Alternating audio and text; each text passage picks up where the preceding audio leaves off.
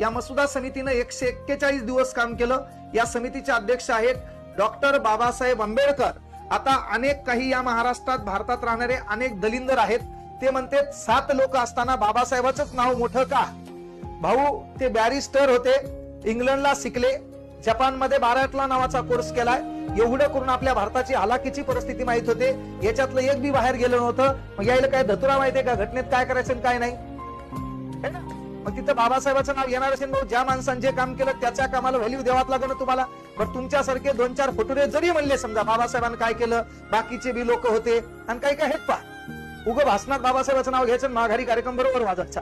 तर त्यांनी लक्षात घ्यायचं ज्या माणसाचं जे काम आहे ते काम तुम्हाला मानावंच लागेल. याच्यात दोघांनी राजीनामा दिलाय, म्हणजे एक जण मेलं होतं त्याच्या जागी दुसरा आलं, एकाने राजीनामा दिला. 5 जणांचं नाव इतिहासात कुठंच दिसलं नाही. डायरेक्ट इथंच कसं मोठं होईल भाऊ, है ना? इथं 14 ताळ्याचा सत्याग्रह, महारचा सत्याग्रह, मनुस्मृतीचं दहन आहे, बहिष्कृत हितकारणी सभा आहे, समता आहे, जनता आहे, प्रबुद्ध भारत आहे, है ना? त्याच्यानंतर महत्वाची गोष्ट काय बघूया, कामगार असोसिएशन आहे, शेड्यूल कास्ट फेडरेशन आहे, रिपब्लिकन पार्टीची घोषणा आहे, धर्मांतराची 1935 ची घोषणा आहे, सर्वात मोठं धर्मांतर आहे 14 ऑक्टोबर 1956. मग एवढं इतिहासात 10 पानाचं लिखाण ज्या माणसावर आहे त्याचं काम तुम्हाला मान्यच करावं लागेल ना. हा, म्हणून तिथं आपण डायलॉग घालायचं नाही. आपलं काहीच खरं नाही ना. आपण तेवढ्या मोठ्या सूर्याबद्दल बोलायचं नाही.